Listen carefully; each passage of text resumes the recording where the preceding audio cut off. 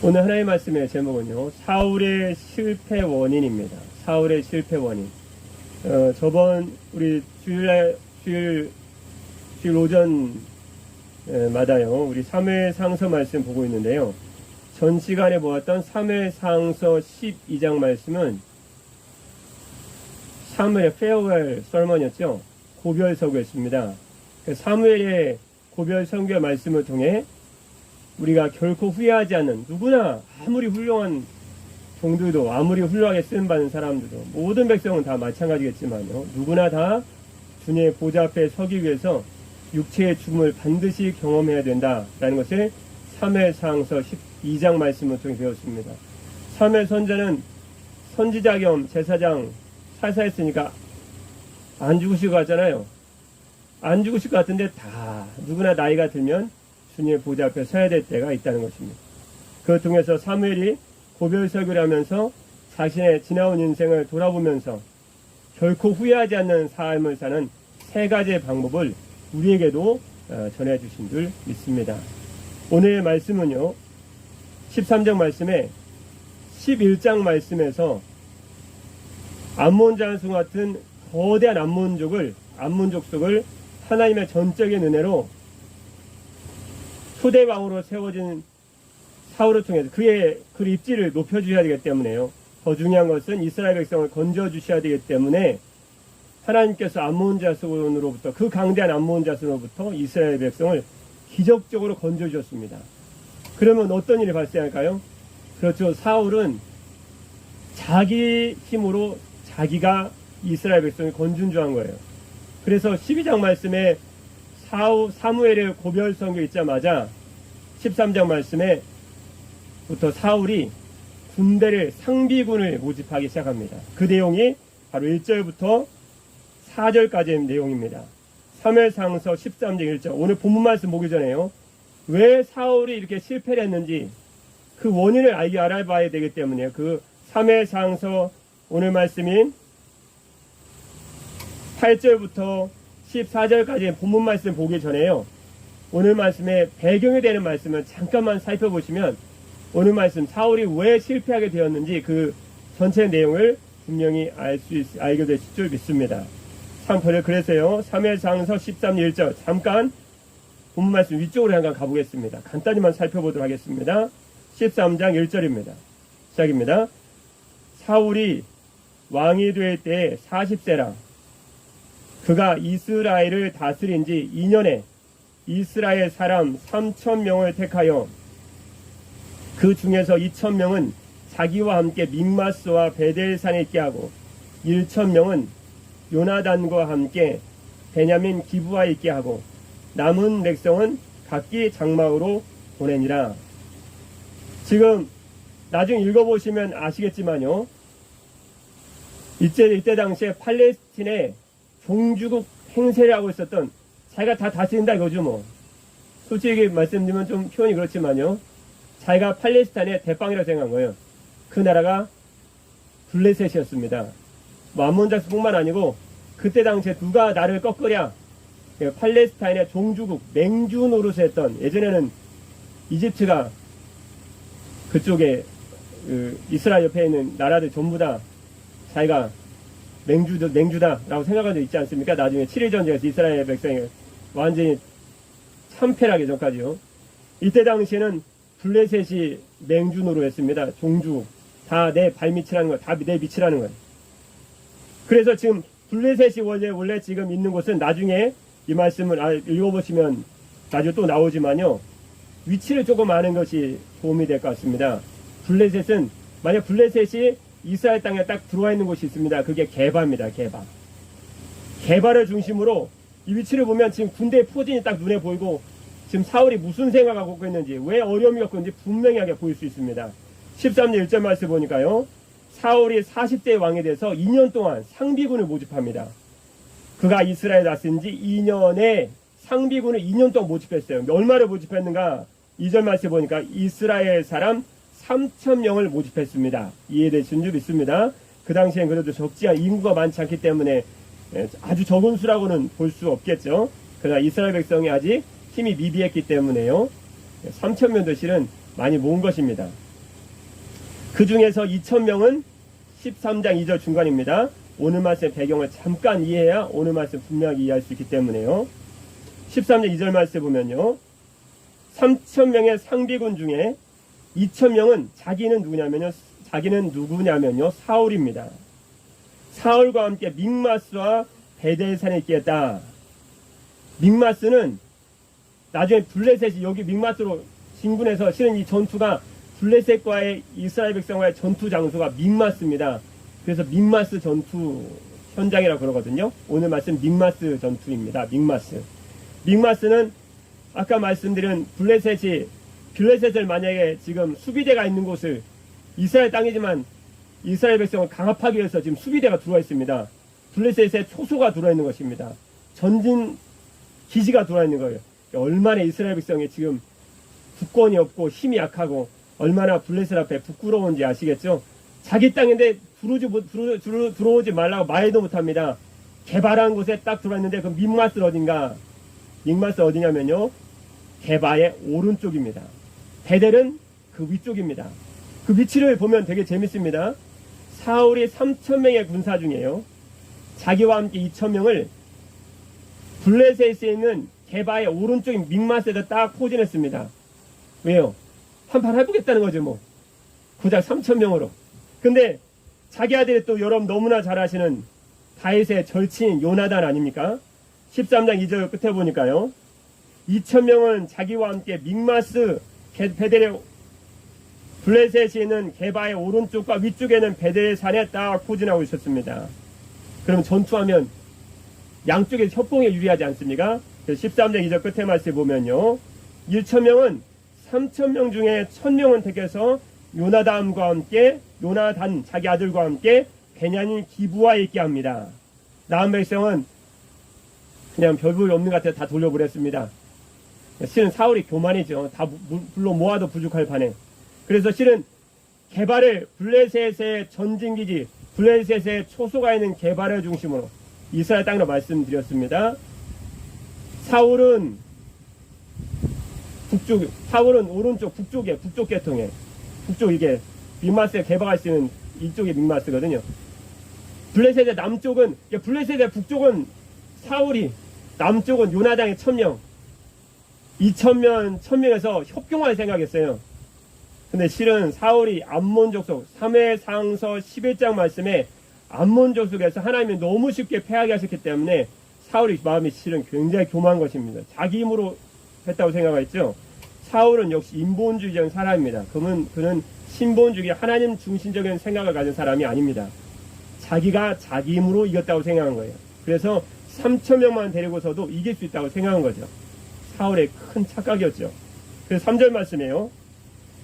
요나단이 게바는 지금 사울이 블레셋의 북쪽에 남쪽에 요나단이 포정하고 있는 그 중간에 딱 꼈습니다. 게바에 뭐가 있을까요? 3절 말씀이에요. 게바에 있는 블레셋 사람들의 수비대를 침해 게바에 블레셋의 수비대가 있다고 말씀드렸습니다. 요나단이 먼저 친 거예요. 사울의 명령에 따라서 양쪽에서 친 거죠. 그랬더니요. 4절 말씀에 보니까요. 본문 배경을 간단하게만 살펴봐야 되겠죠. 4절 말씀입니다. 온 이스라엘이 사울이 블레셋 사람들의 수비대를 친 것과 이스라엘이 블레셋 사람들의 미움을 받게 되었다 함을 듣고 그 백성이 길갈로 모여 사울을 따르니라. 원래 블레셋이 개발한 곳에 있었고요. 아버지 사울 왕과 그 아들 요나단이 협공을 하는 것입니다. 근데 블레셋이 보통 강한 나라인가요? 잠시 말씀 보면 군대가 어마어마합니다. 3,000명으로는 감당 자체 안 되는데 사울이 하나님을 의지하지 않고 자기 지혜를 의지하고 자기 힘을 의지하다 보니까 암몬 족속과의 3회상서 11장 말씀에 전투에서 대승을 거뒀기 때문에 3회 마음에 지금 굉장히 교만해 있습니다. 그래서 블레셋 사람이 협공하다는 소식을 들었으니까 블레셋이 뭐 협공 당한다고 질 나라인가요? 전군을 소집합니다. 큰일 난 거죠 이제. 그래서 4절 말씀에 사울과 요나단이 블레셋에 친 것을 알고 블레셋에 큰 노염을 사서 블레셋 스탠치 큰 미움이 된 거죠. 그래서요 사울이 이스라엘 백성들의 군대 소집 명령 내립니다.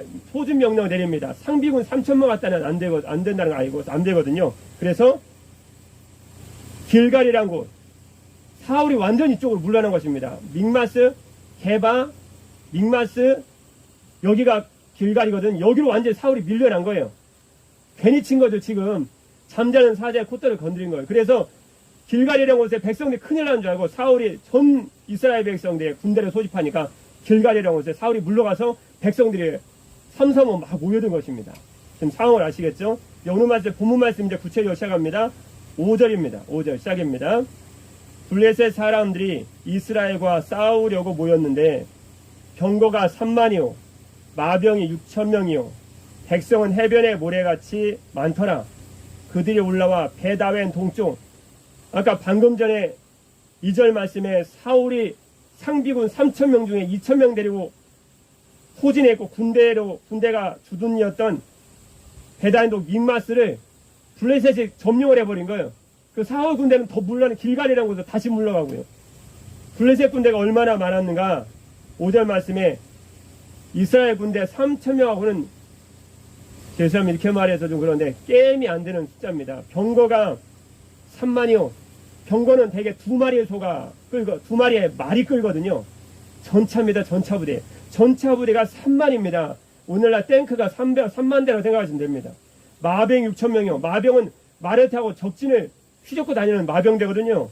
이스라엘에 무슨 마병대가 있습니까? 근데 블레셋이 마병대만 6,000명이에요. 말도 6,000마리겠네요. 백성은 해변의 모래같이 많다나 백성의 수는 아예 셀 수가 없습니다. 여기서 블레셋 사람들의 이 위협 앞에 이스라엘 백성이 얼마나 마음이 이제 쫄았겠어요. 두려움과 위험이 NIV에서는 크리티컬, 위험함이 아주 막 압박을 받은 거예요.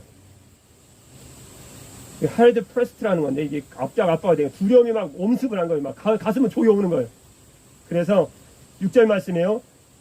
처음에 협공을 해서 블레셋 치고 이길 줄 알았는데 결국 이스라엘 백성이 지금 계속 후진하고 뒤로 물러가서 길갈까지 왔는데 블레셋이 너무 강대합니다. 5절 말씀이에요. 그래서 6절 말씀이에요. 길갈에 모였던 이스라엘 백성들, 군대 소집 명령, 사울의 군대 소집 명령을 받고 왔던 이스라엘 백성들이 6절 말씀이에요. 이스라엘 사람들이 그 위급함을 보고, 코미디인지 군사로 부름하는 병사들이 알 수 없습니다. 그 절박하여 위급함을 보고 절박하여 굴과 수풀과 바위 틈과 숨을 수 있는 모든 은밀한 곳, 웅덩이까지 숨어버린 거예요. 나 없다고 숨어버린 거예요. 7절 말씀 보면요. 더 우스운 것은요. 7절 말씀이에요.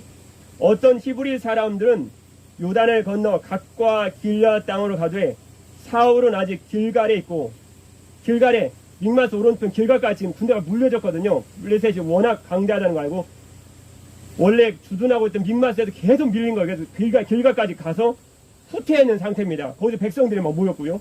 그 길갈에 이 블레셋의 병거 삼아 이런 위험을 엄청난 군대를 보고 길가에 있던 이스라엘 백성들이 막 흩어지기 시작했습니다. 그리고 7절 말씀 끝에 보니까요.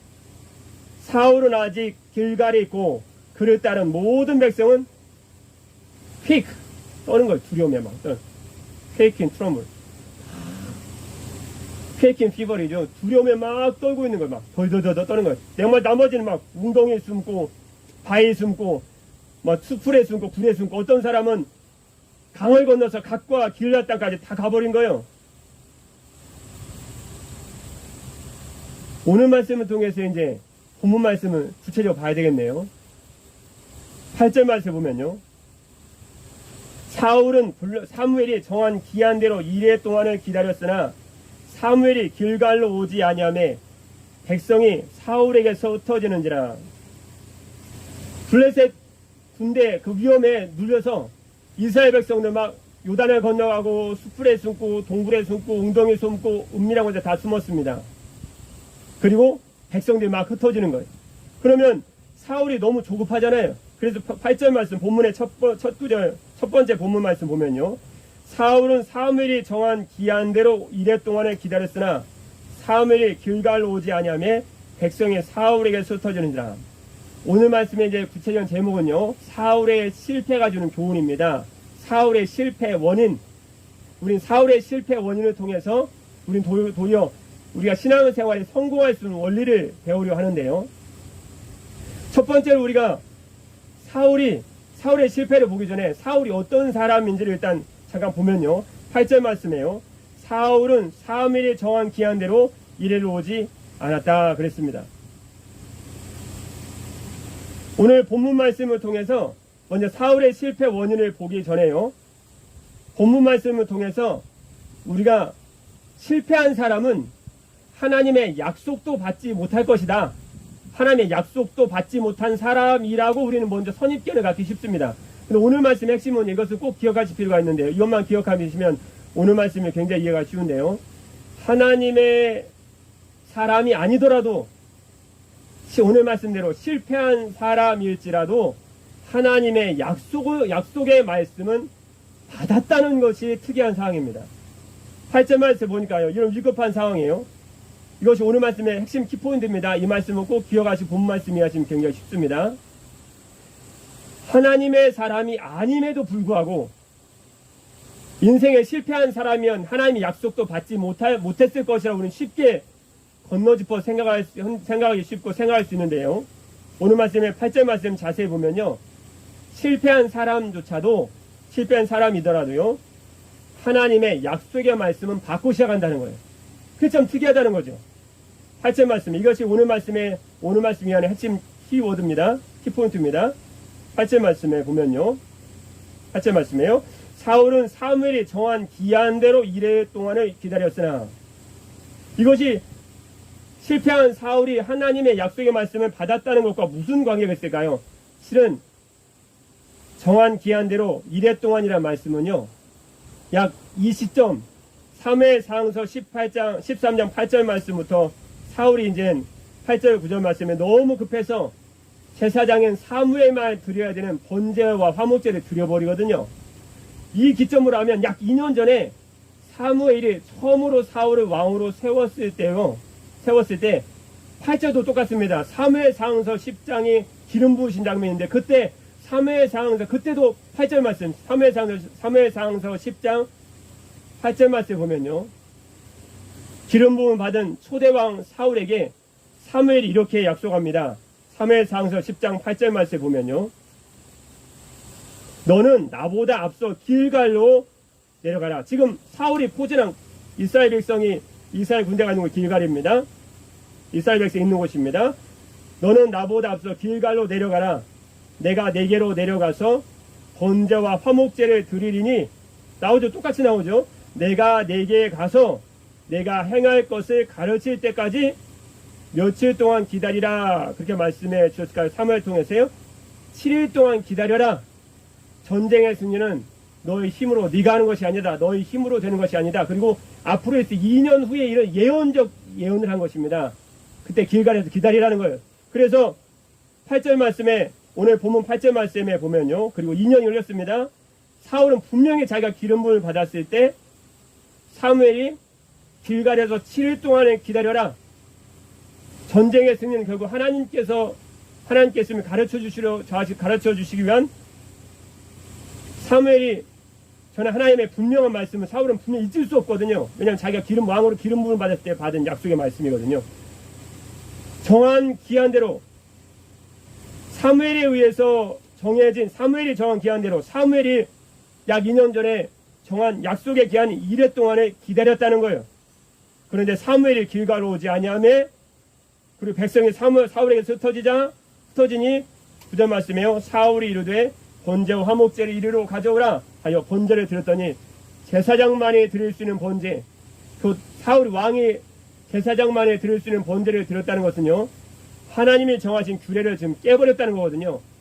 여호와를 버린 것이고 더 중요한 것은 하나님 말씀을 헌식자처럼 지금 헌식자처럼 버려버렸다는 거예요. 나중에는 사울이 결국 버림받죠. 실패하는 사람의 첫 번째 특징은요. 사울이 약속을 받았다고 말씀드렸죠. 약속을 주신 하나님보다 주변 상황을 더 바라본다라는 것입니다. 8절 말씀에 사무엘이 정한 기한 이레를 기다렸지만 사무엘이 길갈로 오지 아니하자 그리고 백성이 사울에게 흩어지자 자기 주변에 사람이 막 흩어지는 거예요. 그리고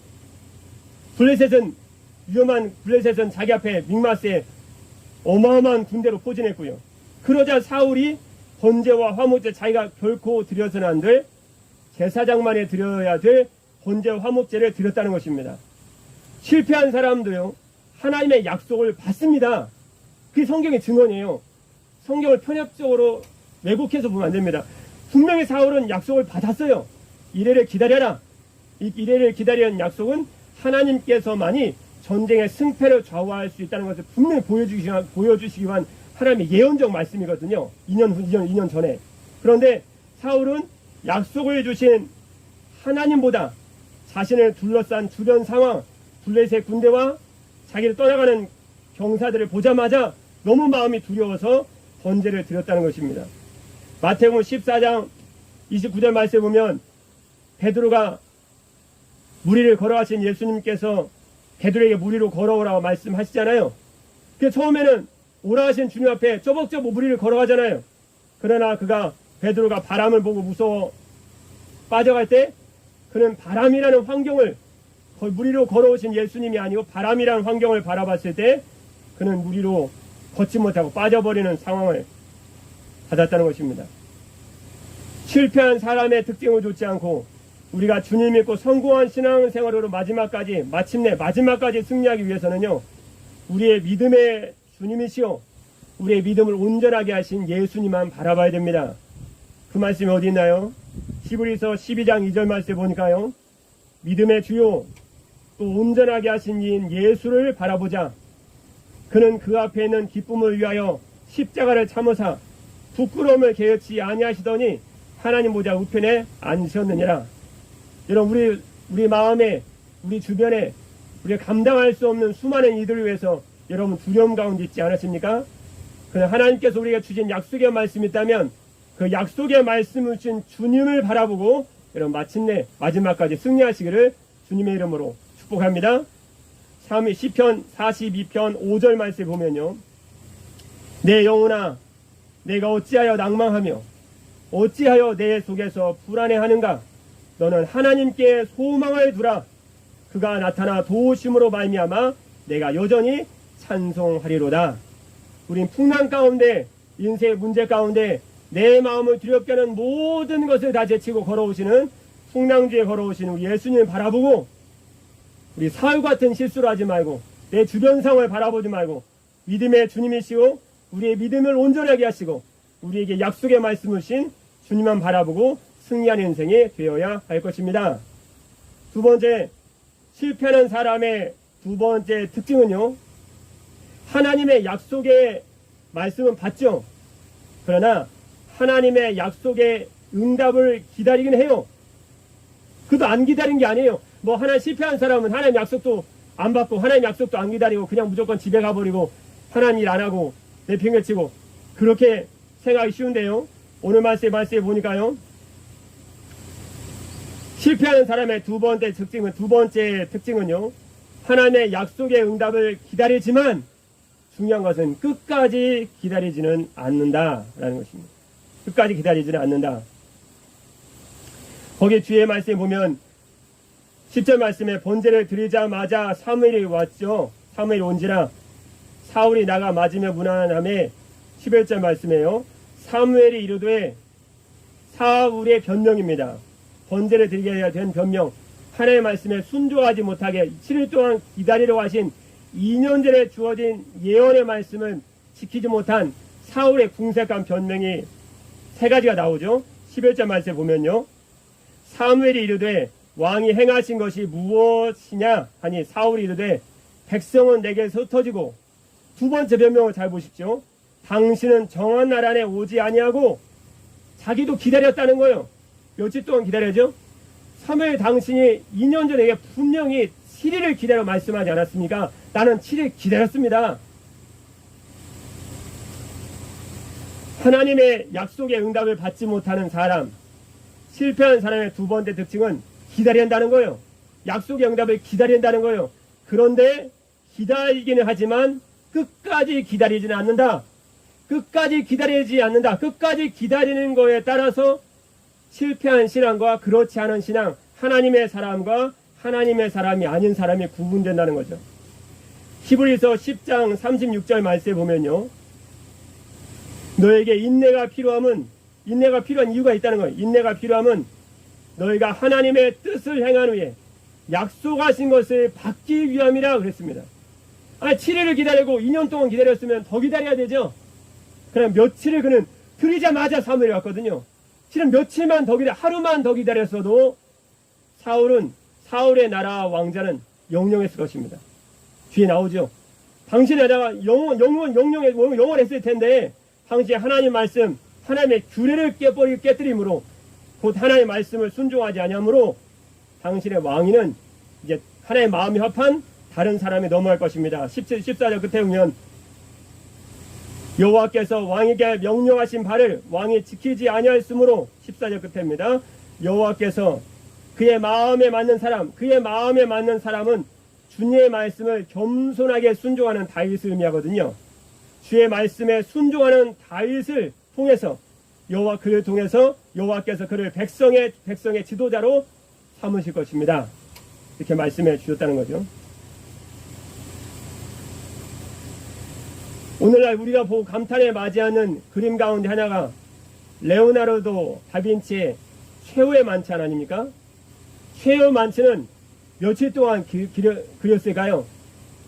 1년 그렸을까요? 2년 그렸을까요? 3년 그렸을까요? 레오나르도 다빈치의 최후의 만찬은 장장 약 10년에 걸쳐 그렸답니다. 여러분, 세계사에 남을 만한 또 하나의 걸작품이 있죠. 최후의 심판. 제가 오늘 아침에 찾아봤는데요, 대단하더라고요. 미켈란젤로가 그렸죠. 무려 몇 년을 그렸을까요? 약 8년을 그 그림을 그립니다. 세계 사람들의 찬사를 맞이 아니하는 이 작품들은 그들의 정성과 인내라는 한 사람은 10년을, 한 사람 8년을 투자해야 그런 멋진 작품이 나온다는 거죠. 그러나 사울은 하나님의 약속의 말씀에 대한 응답을 받기 위해 단 며칠도 더 인내하지 못함으로 하나님께서 그의 왕위를 폐하시고 그 왕위가 하나님의 말씀에 순종하는 사람인 다윗에게 넘어갔다는 것입니다. 실패한 사람의 두 번째 특징은 약속의 말씀을 기다립니다. 그러나 끝까지 기다리지는 않습니다. 세 번째, 실패한 사울의 모습을 통해서 우리가 배워야 될 실패한 사람의 세 번째 특징은 무엇일까요? 오늘 끝까지 말씀 잠깐 봤으니까요. 11절, 12절 말씀 보면요. 이 말씀하고 이제 세 번째 소주까지 했으니까 마쳐야 되겠네요. 사울의 모습을 통해 알 수 있는 실패한 사람의 세 번째 특징은요, 실패했을 때 변명한다는 것입니다. 11절 말씀에 사무엘이 이르되 왕이 행하신 것이 무엇입니까? 그러면 지금 제사장만이 드릴 수 있는 번제 화목제 드렸으니까 회개해야 되잖아요. 그런데 사울이 세 가지의 변명을 댑니다. 11절 말씀 중간에 보니까요, 첫 번째, 백성이 내게서 흩어지지 않습니까? 당신도 다 보았지 않습니까?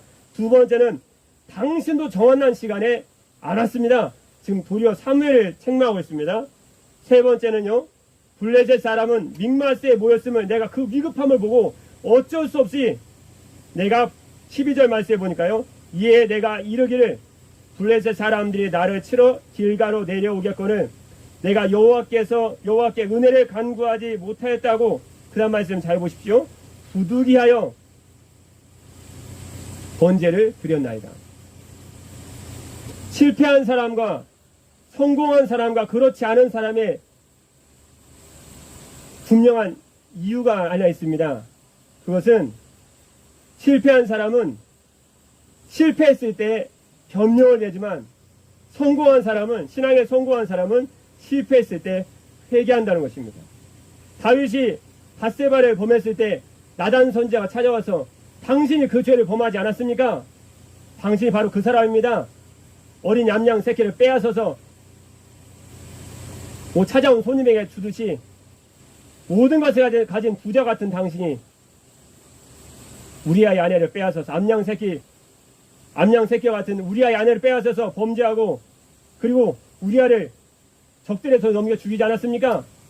그 왕이 그때 당시에는 왕이 권세가 있으니까 나단 선지 하나 같으면 죽일 수 있잖아요. 암살시키고 그냥 내보내고 뒤로 군사 따라보내서 죽일 수 있잖아요.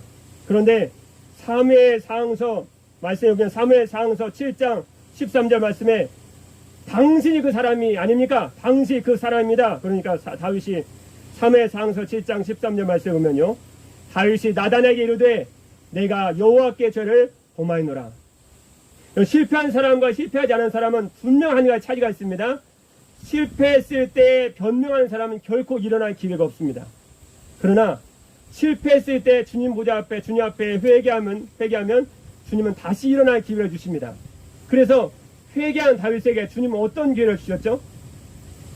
밧세바와 처음에 간음했을 때 낳은 아기는 죽었습니다. 다윗의 범죄로. 그러나 두 번째 아이가 태어납니다. 그의 이름이 누굴까요? 그 이름이 그토록 유명한 솔로몬입니다. 솔로몬이 태어났을 때 회개한 다윗을 하나님이 얼마나 기뻐하셨을까요? 얼마나 기뻐하시냐면 여호와께 가장 사랑받는 사람이라는 뜻을 가진 여디디아입니다. 그 여디디아, 여호와께서 가장 사랑받는 사람이 태어났다. 그 여디디아라는 이름은 사무엘에게 별칭으로 주십니다. 별명으로. 회개하지 않으면 일어날 기회가 없지만 우리가 실패했을 때 우리의 지은 죄를 회개하면 우리는 주님께서 회복의 역사, 회복의 은혜를 주신다는 것을 우리 본 말씀을 통해서 또한 다윗의 일을 통해서 우리는 알 수 있습니다. 오늘 마지막 이야기하고 이제 마치겠는데요. 커밍워크라는 사람이 있습니다. 커밍워크는 대부분의 사람이 그런 것과 마찬가지래요. 성공한 사람과 그렇지 못한 사람, 성공하지 않은 사람의 차이점이 무엇인지 너무 궁금해서 몇 년 동안을 연구했습니다. 몇 년을. 또 그 사람은 성공한 사람을 찾아다닐 뿐만 아니고요. 장래에 성공할 것 같은 좋은 인재, 좋은 제목들을 미리 찾아다니면서 과연 저 사람이 앞으로 성공하는가까지 조사했다고 합니다. 그리고 몇십 년의 세월이 흘렸습니다. 뭐 한 사람이 태어나면 갑자기 오늘 성공, 내일 실패 그렇게 나눠지지 않지 않습니까? 그래서 몇십 년을 조사한 거예요. 대단하지 그 사람도 인내도. 성공한 사람들의 공통점을 찾기 위해서 몇십 년. 또 성공할 것 같은 인재 제목을 찾아서 그 사람이 과연 성공하는가 봐서 또 몇십 년 동안 성공한 사람과 그렇지 못한 사람의 이 공통점을 하나 찾으려고 이 수십 년을 다 노력했습니다. 그리고 드디어 네 가지의 성공한 사람의 특징을 찾아낸 거예요. 우리는 몇십 년도 고생하고 얻을 수 있으니 얼마나 감사합니까? 주님의 이름을 찬양합니다. 첫 번째, 커밍워크가 조사해낸 성공한 사람의 첫 번째 요인은요. 여러분 한번 잘 우리 자신과 비교해 보십시오. 첫 번째, 여러분 너무나 잘 아시는 것처럼요. 첫 번째는 성공한 사람의 첫 번째 특징, 지능이었습니다. 지능. 머리가 좋아야 된다. 그런 말씀입니다. 타고난 지능이 높을수록 더 많은 사람들이 성공하더라는 거예요. 자, 두 번째 특징입니다. 지식이었습니다. 타고난 지능, IQ가 아무리 높다 할지라도, 타고난 지능이 뛰어나다 할지라도 지식의 습득을 게을리하는 사람은 결코 성공하지 못하더라는 거예요. 머리 좋아도 노력하지 않으면 안 된다는 거죠. 지식을 얻기 위해서요. 세 번째는요. 그냥 쳐다보시라고만 한 게 아니고 본인과 이렇게 비교해보라 말씀드립니다. 왜냐하면 사울의 실패를 통해 우리는 성공적 인생을 반드시 살아내야 되거든요. 할렐루야. 세 번째는 기술이었습니다. 지식을 올바로, 지능이 있고 지식이 있어도 지식을 올바로 응용할 수 있는 기술이 없으면 더욱 빨리 성공할 수는 없다는 것입니다. 기술이 있을수록 지식을 응용할 수 있는 기술을 가질수록 그 사람은 더욱 빨리 성공하다는 거예요. 그걸 깨달았습니다. 근데 커밍워크가 실은 더 놀란 것은요, 네 번째인데요. 어떤 사람이 성공하는가? 네 번째는 올바른 태도를 가진 사람이 성공하더라는 거예요. 그래서 태도에 관해서 커밍워크가 아주 자세히 살펴봤습니다. 주목할 점은요, 아무리 앞에 세 가지 요인, 지능과 머리 IQ도 좋아요, 지식도 많아요. 지식도 있어요. 그 지식을 풀어내고 응용할 수 있는 기술까지 있음에도 불구하고 지능, 지식, 기술. 솔직히 지능은 죄송한 말씀이지만 타고나는 거 아닌가요? 지식도 솔직히 열심도 많이 타고나는 것 같아요. 보면 공부 잘하는 사람, 열심히 하는 사람 보면 열정이 되게 타고나는 것 같아요. 저만 그렇게 생각하시나요? 세 번째, 기술도요. 기술을 빨리 습득하는 사람이 있어요. 솔직히 우리 그걸 부인할 수 없거든요. 그런데 커밍아웃가 발견하고 커밍아웃가 생각이 나고 몇십 년 동안 성공한 사람을 조사한 마지막 태도, 마지막 넷째 요인은 올바른 태도로 보니까요. 지능도 있고 지식도 있고 기술도 있는데요. 다 타고났는데요. 다 타고났다고 할지라도요. 태도가 엉망인 사람은 결코 성공하지 못한다는 것을 발견해낸 거예요. 그런데 더 중요한 것은요. 태도가 엉망인 사람은 성공했다고 할지라도 지식, IQ, 지능, 지식, 기술이라는 세 가지를 타고 나서 아무리 정말 시운을 타고 성공했다 할지라도요. 태도가 엉망인 사람은 잠깐의 성공에 그치더라는 거예요. 그런데 더 중요한 것은요. 모든 요인이 평균 이하. 지능도 떨어져요. 죄송합니다. 지능도 안 돼요. 지식도 안 돼요. 기술도 안 돼요. 지능과 지식과 기술이 다 안 됨에도 불구하고 태도만으로 성공한 사람은 허다하다는 것입니다. 그게 커밍워크가 생각엔 놀라운 발견이었어요. 실은 이분이 발견한 게 지능도 지식도 기술도 이건 뭐 우리 평범하게 다 아는 사실 아닙니까? 세 가지 있으면 대부분 성공하고 대부분 세상 가운데는 잘 나가죠. 그런데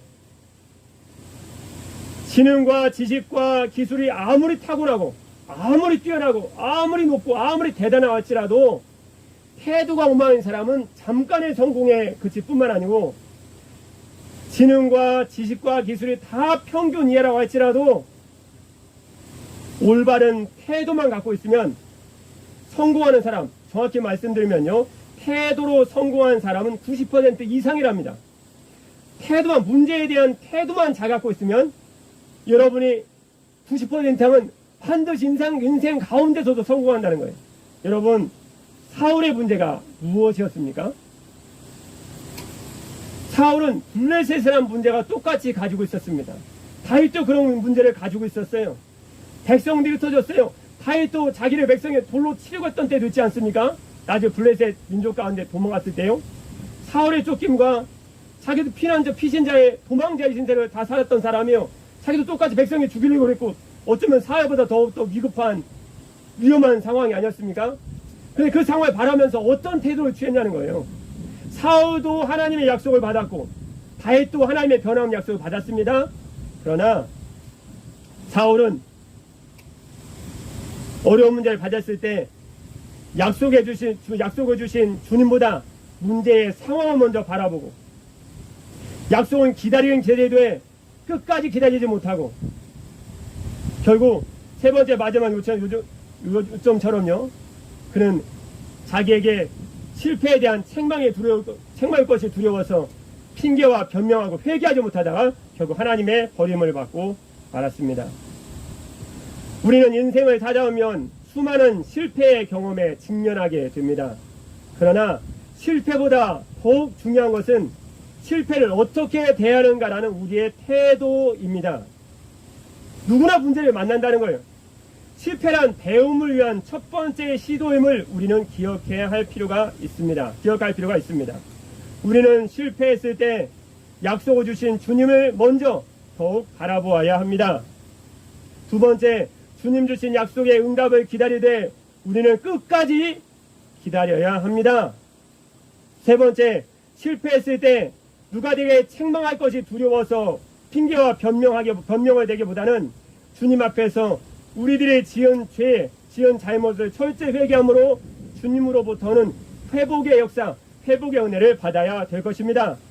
여러분도 실패한 사울이 아니고 실패와 문제 앞에서 회개한 달 같은 인생에 되어서 주님께서 여러분의 인생을 모두 다 회복시켜 주시는 놀라운 회복의 은혜가 있기를 주님의 이름으로 축복합니다. 기도하겠습니다.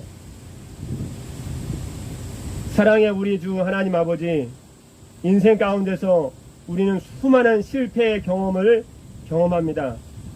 그럴 때 우리를 둘러싼 환경보다 약속을 주신 주님을 더욱 기억하고 생각하고 바라보게 하여 주옵소서. 주님 주신 약속의 응답을 기다리되 끝까지 기다리는 성도를 되게 하여 주옵소서.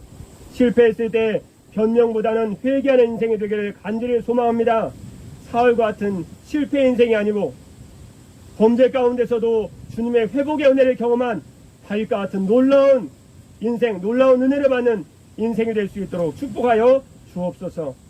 회개하는 자에게만 회복의 은혜를 주시는 주 예수 그리스도의 이름으로 기도드립니다. 아멘.